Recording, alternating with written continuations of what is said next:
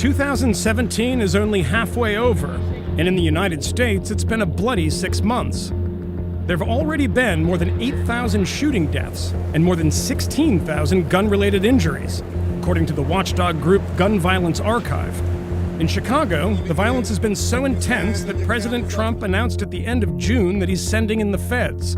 About 20 ATF agents armed with ballistics technology that can help solve gun crimes. It's a tool that already seems to be working in the places where police have the resources and commitment to embrace it. 8311, we have a pursuit eastbound California towards Redding. His vehicle is on the way to sell the informant heroin in her car. I think they sticked in that right car. See him? Got him? When I came on, like if you recovered a firearm, it was a big deal. When somebody got shot, it was a big deal. That's him. But now, like 25, 28 years later, motherfucker, it happens multiple times a night. Hands down by your ass. In 2015, gun crimes here reached a peak. 479 were committed that year. The number dipped in 2016, but already this year the force is seeing gun crimes tick up again. I don't think I've seen a fist fight for years. You know, I remember when I came on, people used to fight, and now everybody just grabs a gun, so. Go inside, girl! Ready? Apart from fighting the gun problem on the ground, Cincinnati is also using a tool that's less action and more CSI. It's called the National Integrated Ballistics Information Network, known as NIBIN. So once we hit the button, it tells us all the suspects that were involved in the different crime scenes that the casing matches up to. A database of bullet casings run by the Bureau of Alcohol, Tobacco, and Firearms. This is the firing pin impression. Every gun leaves unique identifying marks on a casing. Kind of the fingerprint of the gun. That makes them key evidence because NIBIN can link multiple casings found at different crimes to one gun, and sometimes one criminal. I know. Pop, pop, pop. Here's how it works in Cincinnati. Came around the bend right here, coming towards me. Yes, sir. They were loading the weapon back up. CPD's gang enforcement unit is called to respond to either a shooting or a shots fired scene. I got a shell casing here. When they find a casing, whether someone was hurt or not, it's treated like an important piece of evidence. First of all, anytime you have someone who runs through a residential community shooting a firearm, the likelihood of them using that gun in some other capacity is extremely high. So it makes collecting these shell casings very valuable. And so what happens next? It goes back and it gets entered into NIBIN. The officers are going to go ahead and tag the item.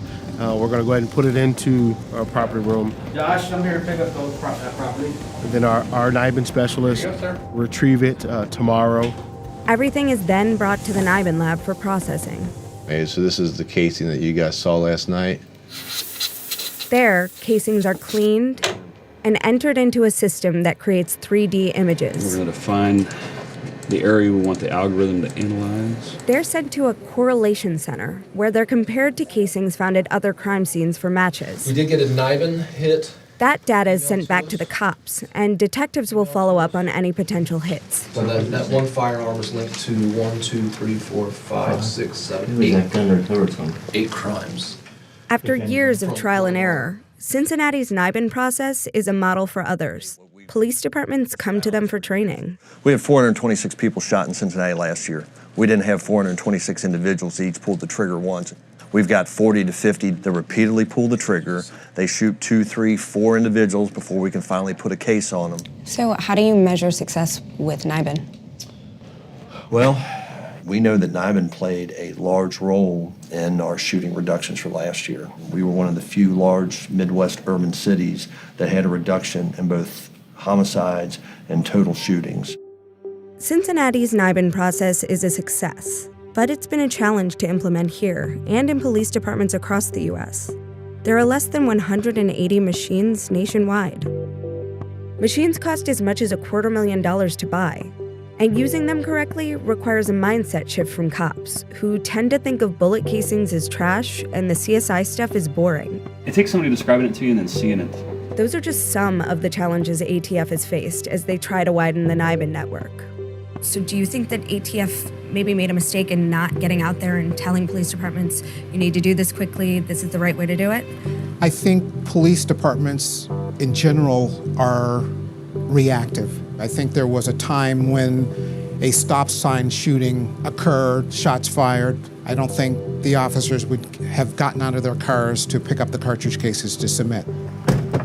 But now I think officers are actually responding to the scene. But the federal government and ATF could do more to make this tool universal. As Newdigate points out, they've done it before with national fingerprint and DNA databases. That's lacking for NIBIN.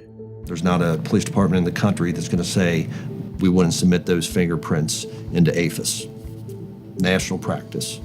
We get DNA at a crime scene, everybody's going to submit that into CODIS, but we are not submitting that ballistic trace evidence into NIBIN. At some point, it's got to be standardized practice.